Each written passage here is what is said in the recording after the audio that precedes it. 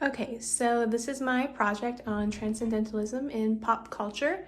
I just did a poster board, so let's get started.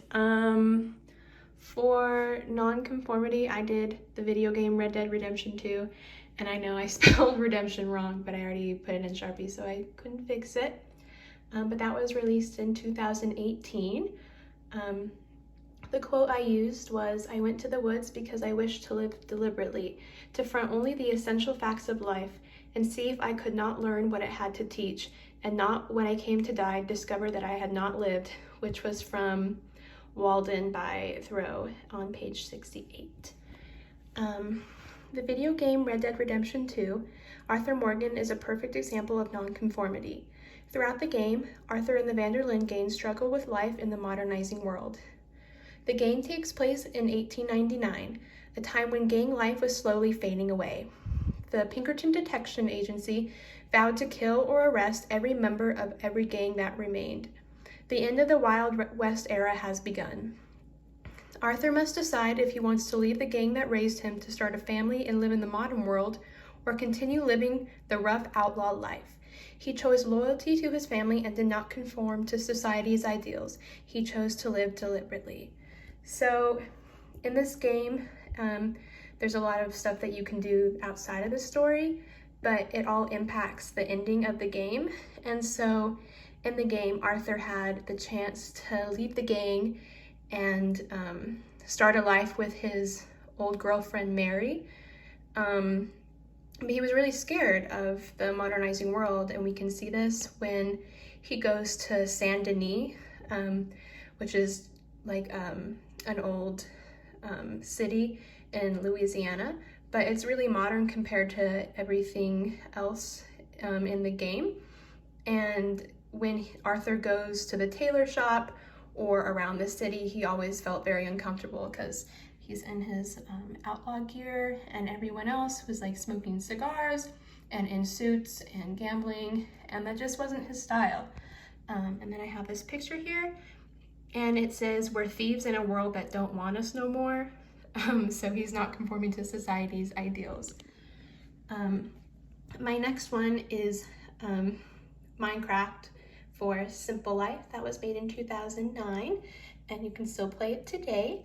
My quote was, "A man is rich in proportion to the number of things he can afford to let alone." So in the game Minecraft, it reminds me a lot of when Thoreau moves to the country to build a house and live by himself. In the game, you start with nothing and you have to chop down wood to build a house. And from there, you can use wooden tools to collect stone in order to build a furnace. And then you can use the stone to get iron, and then gold and diamond and so on. It's a very peaceful game, and it's one about simple life. You can make it more difficult, but if you're a player like me, I just like farming and being with the animals. And in this picture, you can see the character Steve is just playing with the bees and growing wheat in the background. And all in all, it's just a really simple game. For self-reliance, I chose the movie Molly's Game. That was made in 2017. My quote is, "If one advances confidently in the direction of his dreams and endeavors to live the life which he has imagined, he will meet with a success unexpected in common hours. He will put some things behind, will pass an invisible boundary, and new universal and more liberal laws will begin to establish themselves around and within him, or the old laws will be expanded and interpreted in his favor to a more liberal sense, and he will live with the license of a higher order of beings." And that was also from Walden. Molly Bloom was an Olympic class skier who had her whole life figured out. She would continue her skiing career, placed as the top skier in America, and a role in law school. When she was injured in a skiing accident, all those dreams were pushed down the drain.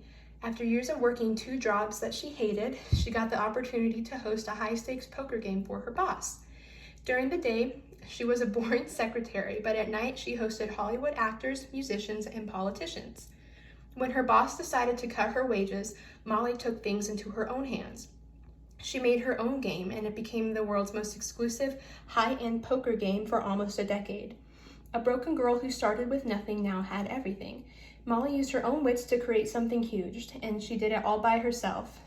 Molly did not have anyone to rely on the whole film because she wasn't close with her family. She didn't really have any friends, and she built an entire poker game all by herself. And in the movie, we find out that she hosted a lot of famous actors, like the guy from Spider-Man. He was like a gambling addict, and she made a lot of money, and she didn't have anyone to rely on but herself. And then this is my little picture.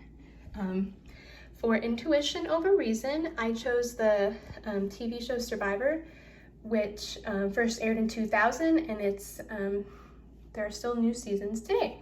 So my quote was, "Trust thyself, every heart vibrates with that iron string." And that's from Self-Reliance by Emerson on page 2. So in the game show Survivor, it starts out as a team game. 2 teams battle against each other for immunity.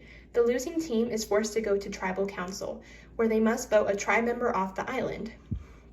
Oftentimes, it is difficult to decide who must be voted off. Should the weakest person be voted off or the strongest? Who will be the biggest threat when the tribe fights for individual immunity?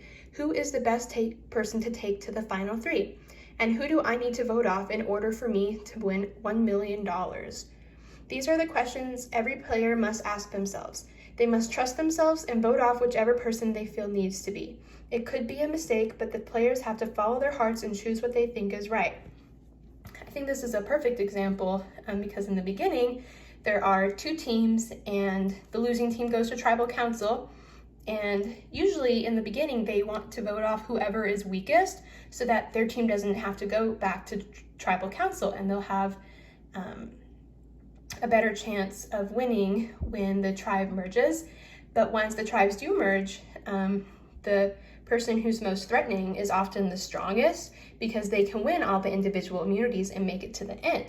And so at that point, it's like, who do I want to align with? Who do I feel is best for me? And you just have to go with your gut decision. And it's really hard. It's really hard to know who is going to bring you to the end. And then this is just my picture, and this is outwit, outplay, outlast. So my last one is the importance of nature. And for that, I used the movie Moana, which was made in 2016. My quote is, "We need the tonic of wilderness. At the same time that we are earnest to explore and learn all things, we require that all things be mysterious and unexplorable.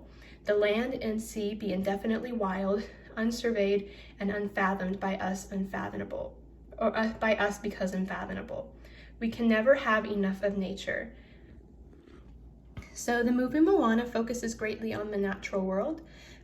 From the very beginning, the ocean plays a big role in the story, obviously. Hawaiian culture is all about showing respect and loving all that the earth has to give. Baby Moana feels a connection to the ocean, and she grows up with a deep regard for it, even though she's not really allowed to go in it or play in it. Moana is kind to the ocean and its beings, and therefore it is kind back. This movie shows the importance of the living world as it is so giving and beautiful. Here's a picture of baby Moana touching the ocean. During the movie, there are lots of examples of how nature is so important and how we should cherish it. One example that sticks out to me is when they're on the raft or when Moana's on the raft and there's a really big storm. The ocean helps her and brings her to that little island where Maui is. And it just shows that nature has a lot to give, and we should really cherish it because it was here before pretty much everything else. That's our Mother Earth. So again, that's the main project. And yeah, thank you for watching.